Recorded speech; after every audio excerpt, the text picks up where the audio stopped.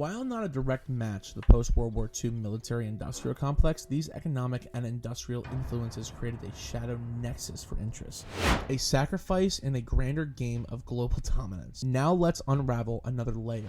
Diary entries point a vivid picture of prevailing tensions that unease the ONI. These diary entries, documented in the Dutch, presented in George Victor's The Pearl Harbor Myth, ranking his unthinkable.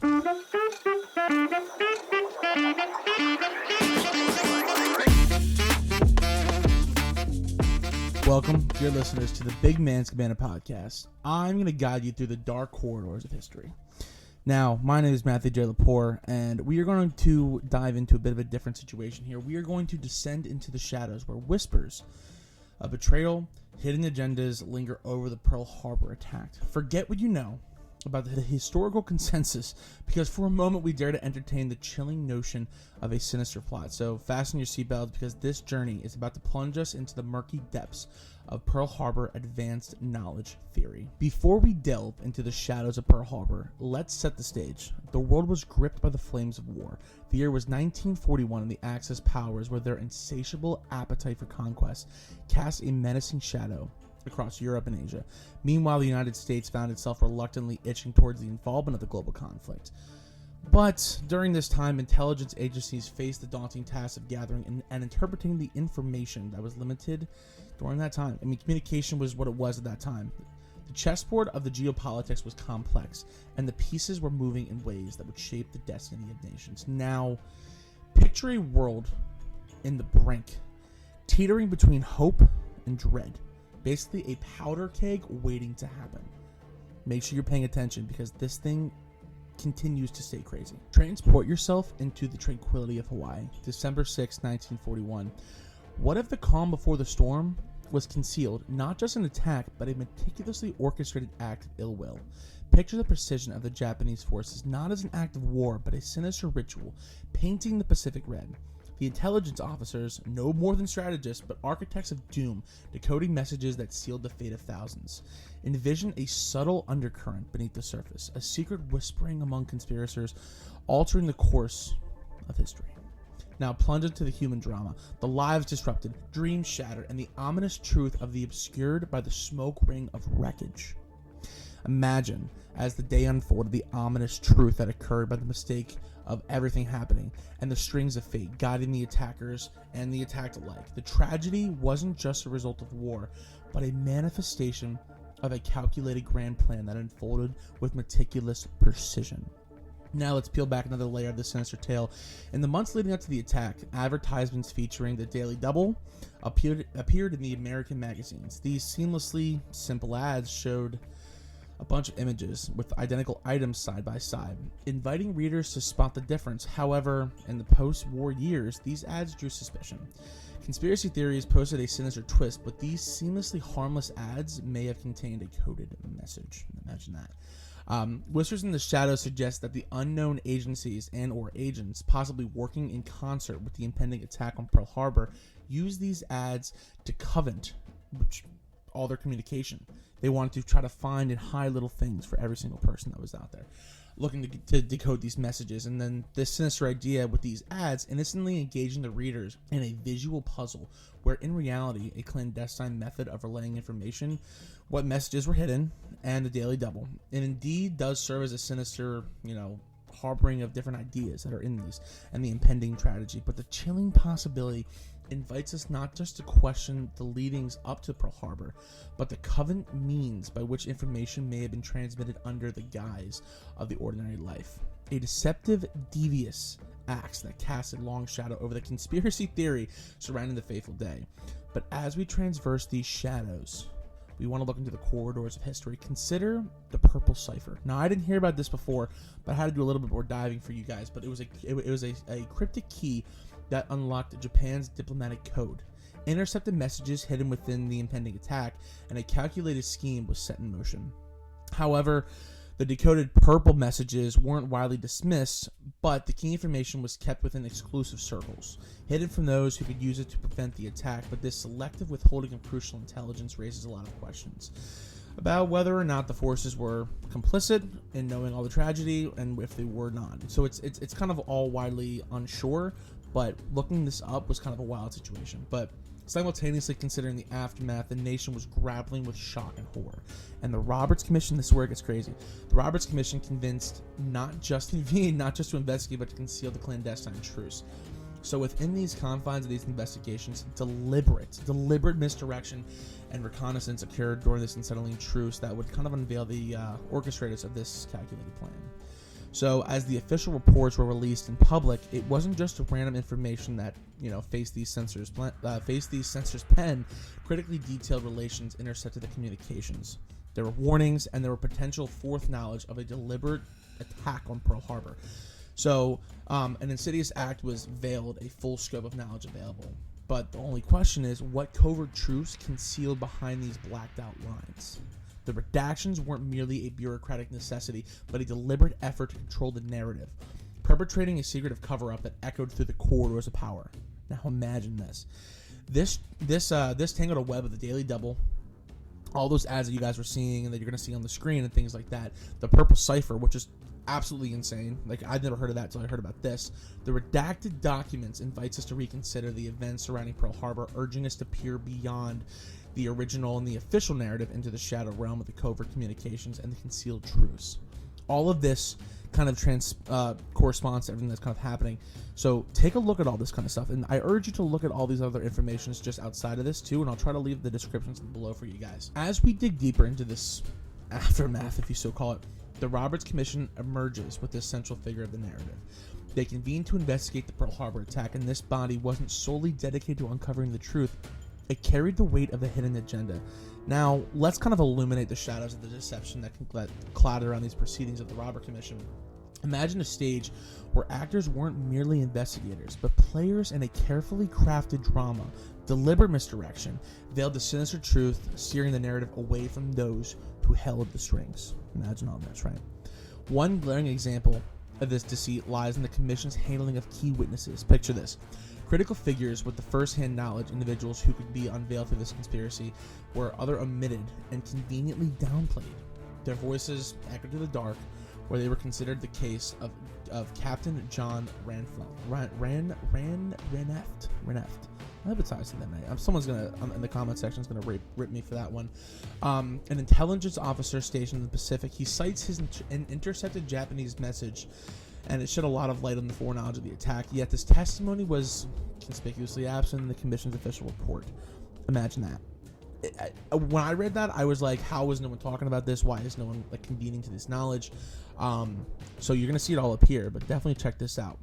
But the thing is why were those who were held vital information kept in the wings?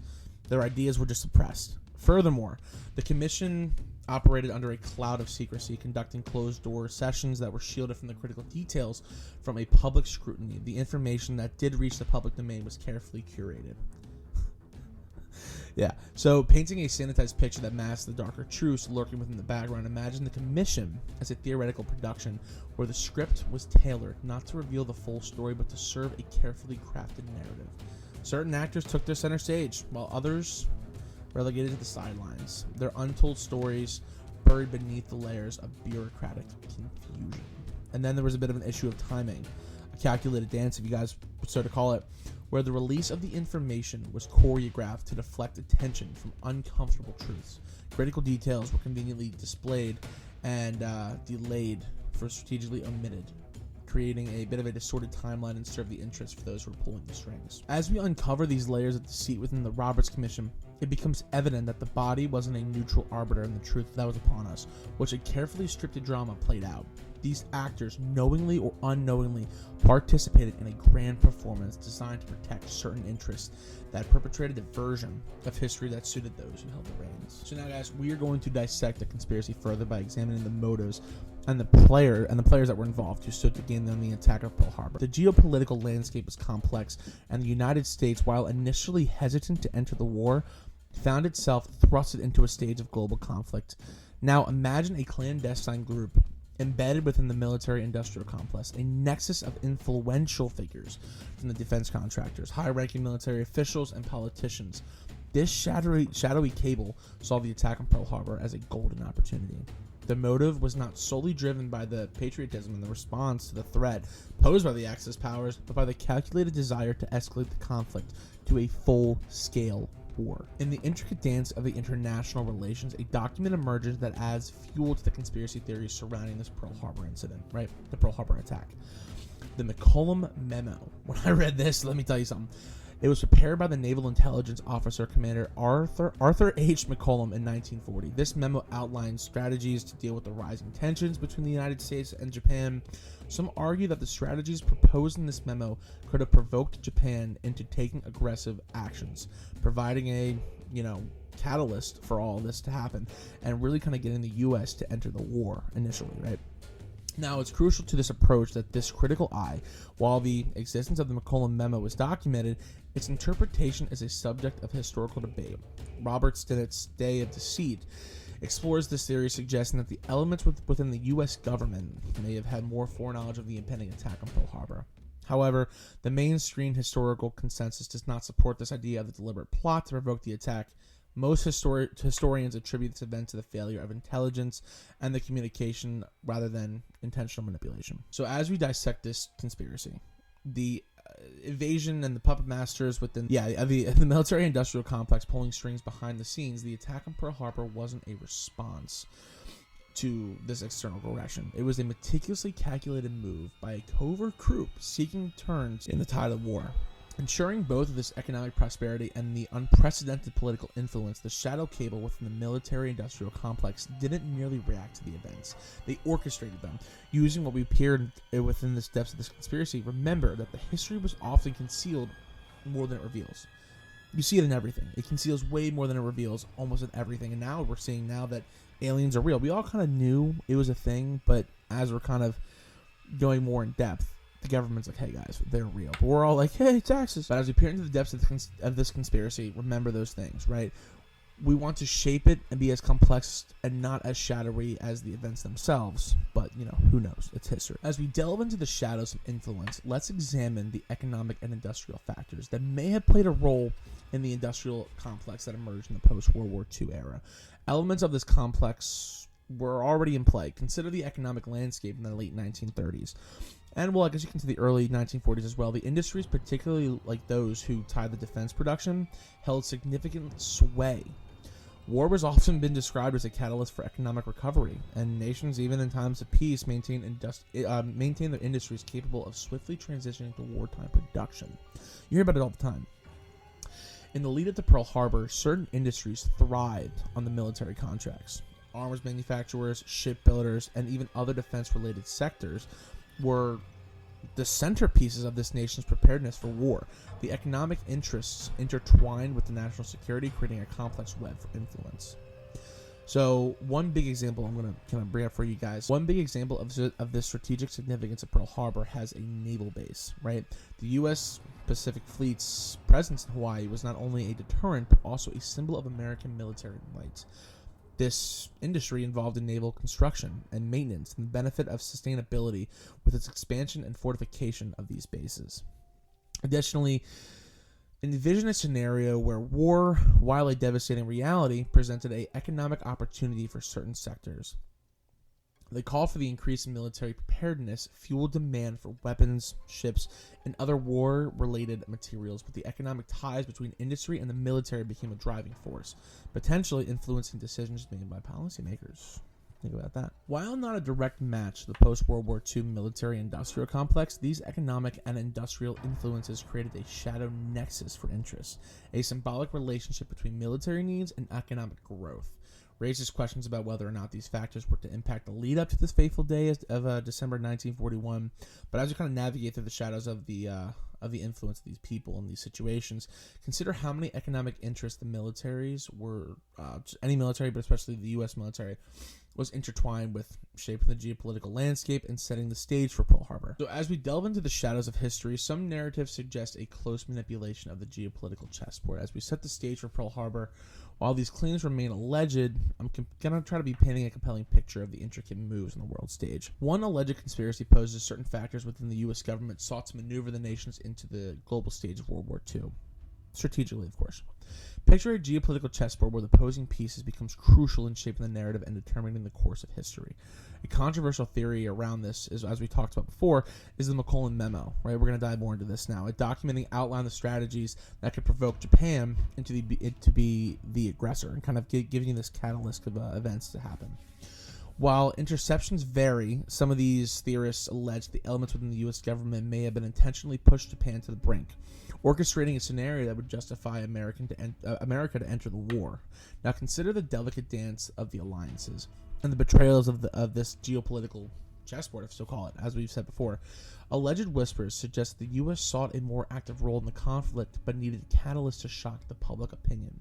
Some of the theorists propose that the elements of the government viewed the attack on Pearl Harbor as a strategic move, a sacrifice in a grander game of global dominance. Now let's unravel another layer of the massive puzzle in our next segment, unraveling the backdoor to war theory. Our journey begins with the McCullum Memo, dated October 7th, 1940, allegedly written by Lieutenant Commander Arthur H. McCullum of the Office of the Naval Intelligence.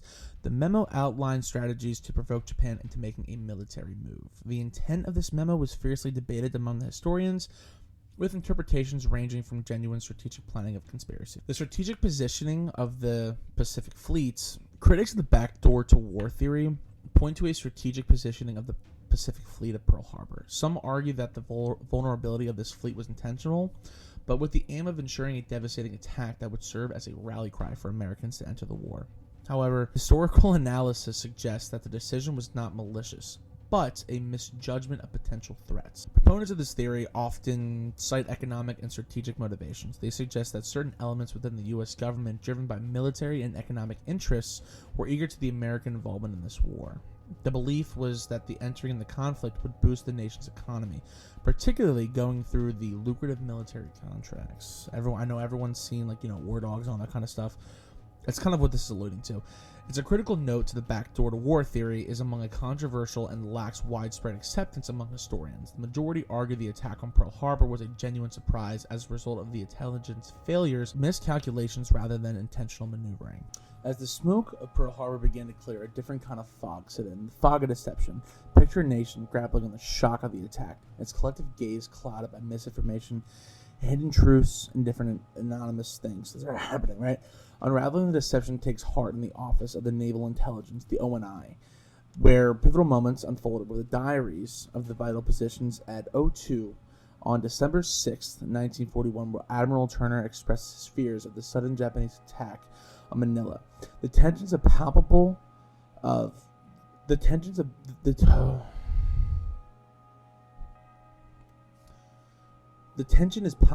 and then at 2 o'clock, 1400, a critical meeting transpires. Everyone that is present, including Director Admiral Wilkinson, Captain McCullum, and Lieutenant Commander Kramer, discuss the position of the two carriers set in Honolulu as they were revealed on December 2nd, 1941. In this secret gathering, the question arises, why are these carriers positioned there? The answer provided is shrouded in uncertainty, perhaps in connection with these Japanese reports than with the eventual American actions, right? Diary entries point a vivid picture of prevailing tensions that unease the ONI. No one. It speaks of a possible attack that you see in the air of Honolulu. This revelation changes our assumptions and plunges us into the realm of questioning. Why are these carriers in the specific location? Why are they deliberately withholding this information? The diary entries hint of a disconnect between what was known and what was shared. And as we navigate through the canals of history, it becomes clear that the fog of war extends beyond the battlefield, clouding the judgment and the decisions of those entrusted to safeguard this nation. These diary entries, documented in the Dutch, presented in George Victor's The Pearl Harbor Myth, ranking his unthinkable, unveils a layer of the Pearl Harbor narrative that often remains obscured. The entries offer a glimpse into the minds of the figures of the ONI, raising the intriguing possibility that critical information was either overlooked or intentionally kept in the shadow. As we unravel this deception, consider the impact of these diary entries and the broader understanding of these events leading up to Pearl Harbor. The tense state of mind in the ONI became a window into the world of information, where it motivates the actions that are intertwined, shaping the destiny of a nation in the brink of war. Denial is a potent force, a veil that shields the mind from the uncomfortable truth. As we explore the aftermath of Pearl Harbor, we will see the power of denial playing a vital role in shaping the public perception. But denial isn't exclusive to one moment in history. It's a force that echoes through time. Consider the Gulf, the tungsten incident during the Vietnam War. In 1964, the U.S. claimed that the North Vietnamese boats had attacked the U.S. Navy destroyers in the Gulf of Tonkin. This incident served as a justification for escalated U.S. involvement in the Vietnam War, yet the event unfolded, became clear that the information provided to the public wasn't entirely accurate. Reports emerged that suggesting that the second attack, a linchpin in justifying the military action, might not have occurred as initially described. In the aftermath, the power of denial came into play. The official narrative was not taking root, and the dissenting voices faced resistance. The truth took years to emerge, revealing that the incident had been mischaracterized. The power of denial was a big thing, right? In this case specifically, influenced the public's perception of the Vietnam War and contributed to the prolonged and controversial conflict. Now let's bring this back to Pearl Harbor. In the wake of 1941, a similar dynamic unfolded. The official narrative was carefully crafted to minimize the controversy, became a cornerstone of the nation's identity. A dissenting voice, they existed, have been met with skepticism, labeled as an unpatriotic or dismissed conspirator. The echoes of denial extended beyond the specific events they shaped, and we understand that our history, as ourselves as a nation, the power of denial, intentional and subconscious, leaves an imprint of collective consequences. As we unravel these complexities of the public perception in the aftermath of Pearl Harbor, remember that the denial is not just an individual act; it's a collective force that can shape the course of history. The Gulf of Tonkin incident serves as a potent reminder that the manipulation of information, coupled with the power of denial, can significantly impact the public perception and contribute to a narrative that may take over years to unravel. In the shadows of history, denial becomes a force that shapes not only the events of the past, but also how we interpret them in the present. As we kind of wrap this up, guys, with this daring journey into the sinister shadows of history, I hope the exploration was ignited in your curiosity and challenged your perspectives as you guys see now. We have separated fact from fiction and delved into the sinister historical context and debunked the claims that surround the controversial theory. Thank you for joining us today, guys. This is the Big Manz Cabana podcast, and I encourage any of you guys to reach out with questions or feedback. And remember, sinister historical inquiry is an ongoing journey. Until next time, stay curious and stay questioning. And don't forget, guys, this is just a conspiracy. We're just having fun here. And if you guys want to do more of your own research, do more of your own research. If you guys want to look around and check this all out, I implore you to. But always remember, stay curious and stay questioning.